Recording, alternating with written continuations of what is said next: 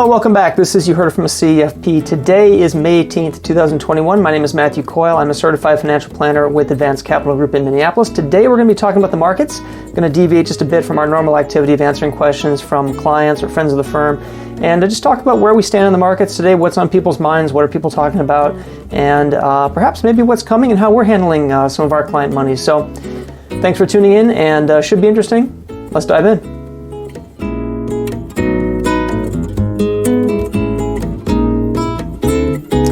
Okay, welcome back to my office here in Minneapolis. So let's take a look at 5 charts that I think kind of sum up where we are in the market right now. What's going on out there? What are people talking about? What are they concerned about? And what's driving prices? First of all, I'll start with the World Markets Update. This chart is courtesy of Advisor Perspectives. Jill Maslinsky over there writes some great stuff at Advisor Perspectives. It's just advisorperspectives.com. So shout out to those guys. Check them out if you want to go read some of this material. So thank you, Jill. World markets as of May 17, 2021. If you said France was would be the best performing market index of 2021 in May, congratulations, you are much smarter than I am. So that is where we stand right now as far as world markets. France leading the way, S&P 500, our own markets here in second, and further on down the line, all the way down to China at basically a break even. So that's where we stand as of May 2021. What's driving it? Well, much of what's driving this is interest rates.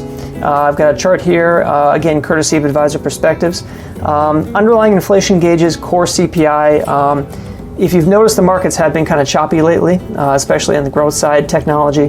What's driving this really is the cost of equity, and the cost of equity is driven by interest rates. Interest rates are still in very similar range we've been in since 1995. It's nothing major, certainly nothing like we saw back in the 60s or 70s, but right now that's where we stand. Core CPI is somewhere between 3 and 4%. Not outrageous, but certainly higher than it's been. We've come off some pretty low lows on interest rates, and interest rates, I think, on the 10-year are still kind of in that 160 to 170 range. So you can still get a good price on your mortgage, still get a good price on consumer debt, things like that, but it is driving prices, and it is driving stock prices to be a little more volatile this year, which is very common in the second year of a recovery. It's hard to call what happened in last year, March of 2020, as anything but a crash, because it was, and much of that is driven by expectations in interest rates, particularly in growth, which leads me to my next chart. And that's growth versus value. Much of what advisors deal with and money managers deal with is this relationship when they're managing money between growth and value. Most people that we work with are in a growth phase of their life. They want to grow their money. But value, of course, this relationship between growth and value, had you invested $10,000, and this is a chart I just, software I use to back test investment ideas.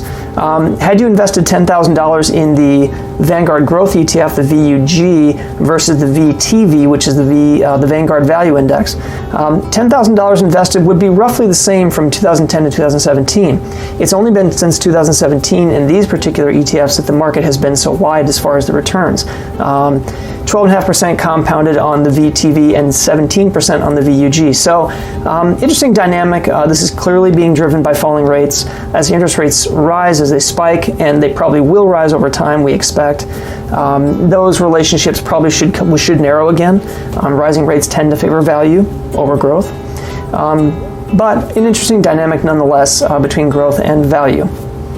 So next chart, where does that leave us? So on the growth side, this is the P10 from its arithmetic mean. That's a very fancy way of saying 10-year average earnings, price to multiple on stocks. Historically, we are quite expensive right now. A lot of people have been talking about this. The market's been out there. Advisors have been talking a lot about this lately. How expensive is the market? Let's just be frank about it. We are higher than most observed PE10 ratios historically. The PE10 means price to earnings, smoothed out, averaged out over 10 years, and then stock prices compared against those earnings, because that's really what you're buying, is you're buying earnings of these companies. So historically, we are quite expensive. We're advising a lot of our clients to be cautious about the investments they make going forward, looking again at some value stocks, international stocks, things like that. So interesting dynamic there between price value and how it's being reflected in the valuations in the market. So it is an expensive market. Quick check on the S&P 500. That is where we stand currently. This is my final chart. The market's bounced pretty substantially over after the lows of March 2020. Again, that was basically a crash, and let's not call it anything different, because that's what it was. The market seems to want to go higher from here. How high will it go? Well, we don't know. If I go back to my previous chart, markets can remain expensive for quite some time. So this chart tends to be a bad predictor of where things will go. It's not a very accurate predictor. It's not forward-looking. It looks back.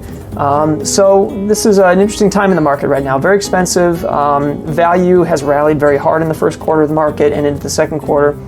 So we'll see where this goes. I would expect the markets to be fairly choppy from here on out. Again, very common in the second year after a big bounce off lows to be very choppy. Markets do that all the time. That did it in the early 80s. It did it in the 70s. It did it in after 2003, after that bear market. So very common for that to happen, but some very interesting looks at the market, again, thanks to Advisor Perspectives and their material over there. We'll be back with you next week, probably answering some questions again. So thanks for tuning in, and I hope you guys have a great week, and enjoy.